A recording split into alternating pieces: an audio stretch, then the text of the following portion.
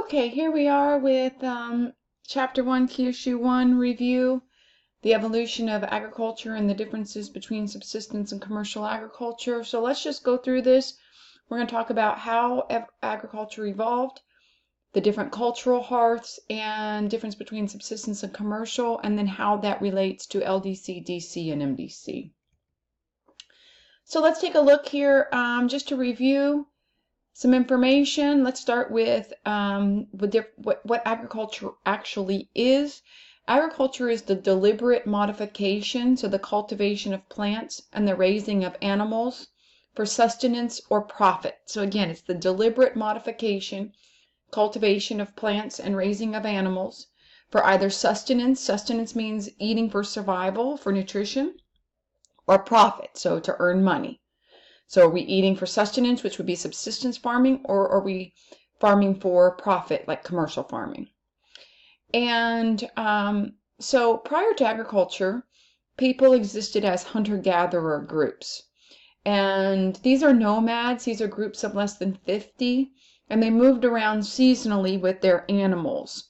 And really prior to agriculture, which would have been agriculture, in the evolution of agriculture really meant that people could settle and they could feed themselves. They had a steady food supply. They were nomads because they went around from place to place really looking for food, for survival. So they really would move around seasonally, wherever there were animals were migrating typically, and then they would go back year after year to the same locations where animals migrated and where they knew there were berries or vegetation for them to eat.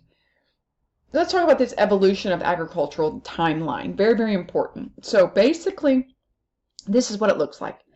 People start here as hunters and gatherers. So, and this is thousands of years ago, the earliest man groups walking around. So thousands of years ago, we're a series of hunter-gatherer groups.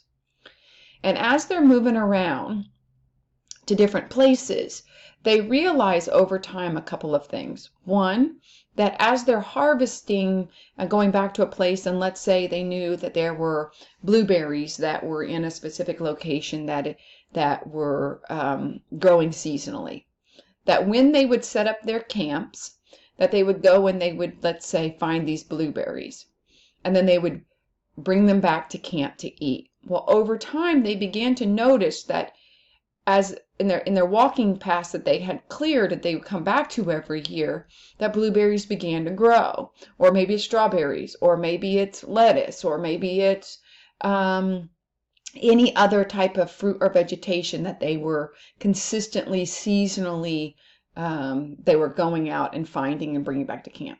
That along their walkways, that these plants were now growing. And they began to realize that it's because as they were bringing them back in their makeshift baskets and such, some would fall out. And as they fell out, they would then grow. So from this, they began their first cultivation of fruits and vegetables. So they start with vegetative planting. And vegetative planting, here, this is the second phase. So we begin with hunters and gatherers. Then we move over here to literally what we call the first agricultural evolution, which is the invention of farming, of agriculture. And it starts as vegetative planting. And vegetative planting is literally just taking clippings, and let's say they would go out to the magnolia tree right behind in our window behind our room. And they would clip off some little branches, and then they would smash the bottoms, the stems, and then they would just stick them in the ground and hope they grow. That's called vegetative planting. That's the most primitive type of agriculture.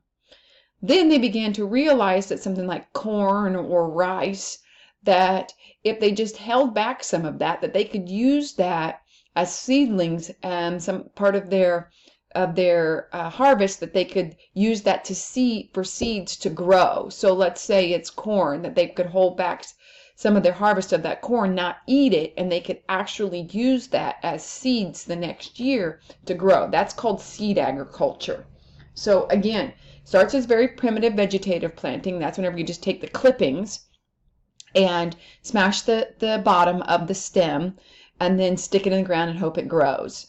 And then they began to realize more sophisticated seed agriculture, that they could hold back some of their harvest, like rice, and they could use that as seeds, put it in the ground, and it would grow. Then they moved into the domestication of animals, and they began to realize the earliest ones would have been goats and chickens, that these goats and chickens, as they would go out and they would make a hunt and they would kill. They would bring that back and they would eat it in the camp, the hunter-gatherers. That they would eat everything and then they would throw the carcass out of camp and leave it there. And that scavenger animals like goats and chickens and pigs would come and eat off the carcass. And they began to realize over time that the goats, the chickens, and pigs would just hang around. And they realized that if they just fed them, that they could domesticate them and then they could eat them. So this is how we came to the domestication of animals. And obviously the easiest ones to domesticate were pigs, chickens, cows. It's pretty hard to domesticate a lion. So this allowed for them to now have steady food supply, because now they can feed themselves and they can have permanent settlements. So this we call the first agriculture revolution. And the first agriculture revolution is thousands of years ago, and this existed in the agriculture hearth. So the earliest agriculture, earliest civilizations, earliest culture hearths. This is the invention of farming, and they would have used hand and primitive tools. Next, real change in agriculture, shift in agriculture, comes with the Industrial Revolution. This coincides with the second agricultural revolution. This is the late 1700s into the early 1800s, began in England, if you remember from our population. This is what sent countries into stage 2 of the demographic transition model. So this also changes farming significantly, because now they can shift from hands and everyone sort of doing farming themselves to machines and factories and mass production of food. So now we can sustain a much bigger population. And then finally we have the third agricultural revolution, which is called the Green Revolution. This was in the 1950s, 1960s, and this is the introduction of pesticides, herbicides, and fertilizers. That's the chemical pesticide, herbicides, and fertilizers. And then the introduction of the earliest genetically modified seeds, the GMOs, the high yield seeds that starts with wheat and rice, because population was growing so fast and they were afraid there would be a food shortage. So they created these genetically modified corn, wheat, and rice. And what it did was it took one plant of rice could maybe yield twice as much on the same plant, but also it could grow for two seasons within one season, so double crop. So again, here we have our Industrial Revolution, the second agricultural revolution. This is the introduction of machines to farming and factories. This went from the 1760s to the early 1900s. This was a significant shift, not only in population and wealth, but also in farming. So this is really the first shift to commercial agriculture, was the Industrial Revolution. So England would have been the earliest for farmers to shift to commercial agriculture, so selling for profit. Again, third agricultural revolution is the Green Revolution, the expanded use of chemical fertilizers, the introduction of our high yield seeds, the GMOs, and this is the 1960s, 70s into the 1980s. So where did this actually happen, these early agricultural hearths? So this is the same as the early culture hearths. These are our first societies, our first political unit. And Karl Sauer, his theory was that the early agricultural hearths were those areas where the land was plentiful. Obviously, you would need to settle where the land was plentiful, and they could soil was fertile, so that they could sustain that agriculture and that population growth. So this is in Southwest Asia. This is Mesopotamia. This is in present-day Iraq, Iran, India, and Southeast Asia. This would have been where rice was earliest cultivated. China, also early rice, also wheat there. West Africa and Ethiopia, that would have been sorghum, taro root. Mesoamerica, these are the Aztecs. This is in Mexico and Central America. This would have been corn was the staple of the diet there, and then the Andes Mountains of South America would have been like quinoa was a major part of their diet. So these are our earliest agriculture, earliest culture hearths, earliest civilizations. And let's finish this up here. We have our subsistence agriculture. These are LDCs, some DCs. This is where it's primarily practiced because they're farming for the farmer's survival. This is what the vast majority of people do for a job in an LDC and a DC. They don't earn money. They just farm for their own survival. Commercial agriculture, you see this mainly in MDCs and some DCs. They farm for profit, so they sell off the farm, not for the farmer to consume. So let's take a look and put all this together. So here we have in our demographic transition model, we have stage 2, 3, and 4. We have our LDCs are typically stage 2 in the demographic transition model. DCs tend to be stage 3 in demographic transition model. And stage 4 are MDCs, the demographic transition model.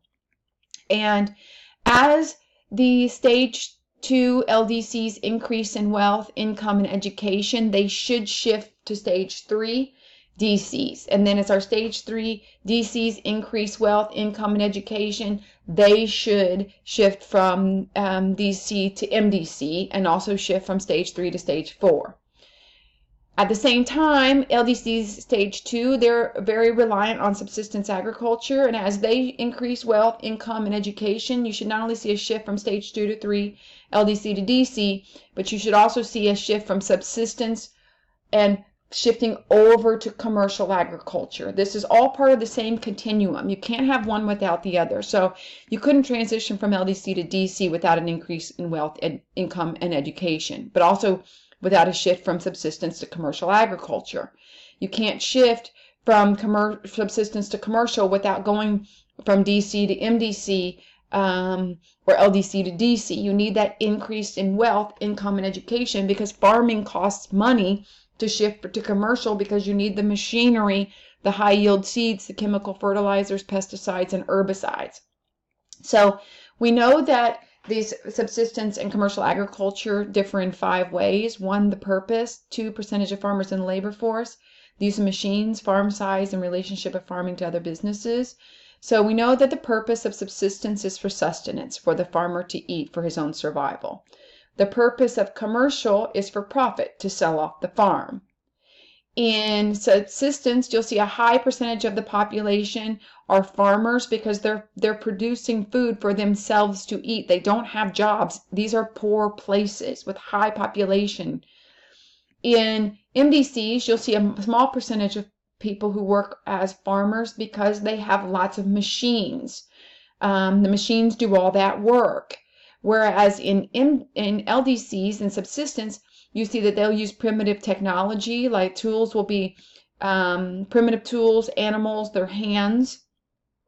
The farm size, because over here in MDCs, commercial farming, they have machines and they're farming for profit. You'll see that they have massive farms and that they're integrated with other businesses. This is what we call agribusiness. This is everybody from the people who make the machines like the combine used in grain farming for corn, wheat, soybean, to the people who work in the seed manufacturer like Monsanto or Pioneer, or the people who produce the Roundup, the chemical fertilizers, herbicides, to the people who farm, to the people who work at the food processor like Cargill or Birdseye or Tyson, and then to the people who transport that food, to the people who work at Publix and who sell the food. All of this is agribusiness.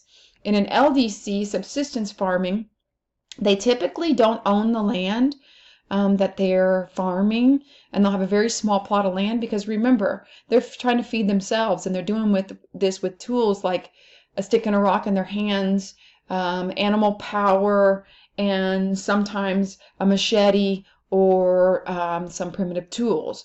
So it's really not related to other businesses because they're not farming for profit. They're only farming for themselves to eat.